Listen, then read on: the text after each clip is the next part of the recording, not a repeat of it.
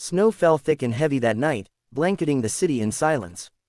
Streetlights flickered against the wind, their faint glow catching the steam from passing cars.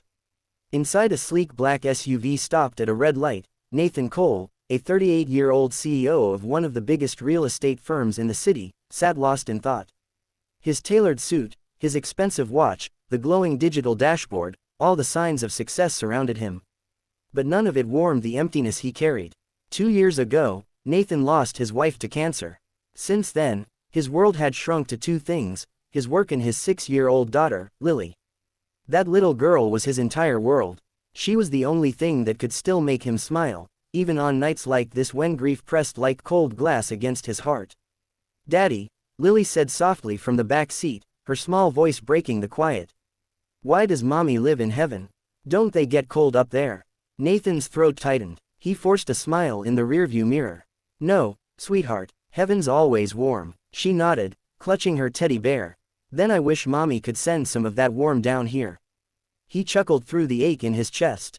"Me too, Lily, me too." The night everything changed. As they waited for the light to turn green, Lily's gaze drifted out the window, and then she gasped. "Daddy, look," she cried, pointing toward the sidewalk. Nathan followed her tiny finger and saw them, a young woman huddled on the ground near a bus stop, her arms wrapped tightly around a baby swaddled in a thin, worn blanket. Her face was pale, her hair damp from the snow, her shoulders shaking. The baby's tiny cry was almost drowned by the storm. Nathan's heart clenched. "Daddy, her baby is freezing." Lily's voice trembled. "We have to help them." For a second, Nathan hesitated, his rational mind whispering that it wasn't safe, that there were shelters and people who handled this. But one look at his daughter's tearful eyes silenced that thought. Without another word, he pulled the car to the side of the road, grabbed his coat, and ran toward them. A plea in the snow. Hey, it's okay," Nathan said, kneeling beside the woman. "I'm not going to hurt you." She looked up, startled, clutching the baby tighter. Her lips were blue from the cold. "Please, I'm fine," she stammered, though she clearly wasn't. "We just need to wait until morning. The shelter's full tonight." Nathan shook his head. "You can't stay out here. You'll both freeze." The baby let out a weak, pitiful cry. Lily, watching from the car, pressed her hands against the window, tears spilling down her cheeks.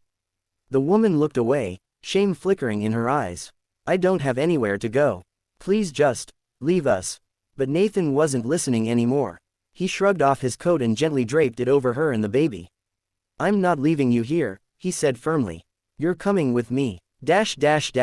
Shelter and warmth. Minutes later, Nathan carried the baby into his car, while Lily scooted over and reached out curiously. "Hi, little baby," she whispered, smiling through the fog on the window. The woman sat shivering, eyes wide, clutching her child. "You don't have to do this," she murmured. Nathan looked at her in the mirror. "I know, but I want to." Back at his penthouse, he handed her a warm towel and a blanket while Lily excitedly ran to fetch her old baby clothes. "What's your name?" Nathan asked gently. "Sarah," she said, her voice barely above a whisper. "And this is Noah." She was young, maybe 24, and exhaustion was written across every line of her face. She looked like someone who had fought too many battles and lost more than she could bear. As Sarah held her baby close, Nathan could see the fear behind her eyes, the fear of being judged, of being pitied. "Stay as long as you need," he said quietly. "No questions, no expectations." Tears welled in her eyes, but she nodded. That night, Nathan checked on them before going to bed. Sarah and baby Noah slept on the couch, wrapped in blankets. Lily had dragged her pillow to the floor beside them and fallen asleep holding the baby's tiny hand. He stood there in the doorway, emotion swelling in his chest. For the first time in years, the silence in his home felt warm. A ray of hope. Days turned into weeks. Sarah insisted on helping around the house, cooking, cleaning, even helping Lily with her school projects. Slowly, the tension began to fade, replaced by laughter and routine. Nathan learned that Sarah had been working 2 jobs before she lost everything. Her boyfriend had abandoned her when she got pregnant. She'd been evicted when she couldn't keep up with rent after the baby's birth. She'd been living in her car before it broke down in the snow that night. Nathan listened quietly, never judging. Instead, he helped her get back on her feet. He made a few calls and found her a position in his company's community department, a job that allowed her to work flexible hours and take care of Noah. "Why are you helping me?" she asked one evening as they watched Lily and Noah play on the floor. He smiled faintly. "Because once, someone helped me when I didn't think I deserved it. My wife. She used to say, kindness doesn't ask who deserves it." Sarah blinked back tears. "She sounds like she was amazing." "She was," Nathan said softly. "And I think she'd like you." The twist. Months passed. Life found rhythm again. Nathan's home no longer echoed with silence. There was laughter, the kind he'd thought he'd never hear again. Then one day, during a company board meeting, Sarah entered the conference room carrying a folder of new community outreach plans. The directors glanced curiously. A young woman, once homeless, now confidently presenting in a corporate setting. When she finished, the room erupted in applause. Nathan, sitting at the head of the table, smiled proudly. After the meeting, Sarah pulled him aside. "I don't know how to thank you for all this," she said softly. He shook his head. "You already have." She frowned. "How?" He smiled gently. "You gave my daughter her smile back." The miracle in the cold. That evening, as they all walked home through softly falling snow, Lily tugged on Sarah's coat. "Miss Sarah," she asked, "can Noah be my baby brother now?" Sarah's breath caught. She looked at Nathan, who stood quietly watching with the faintest hint of a smile.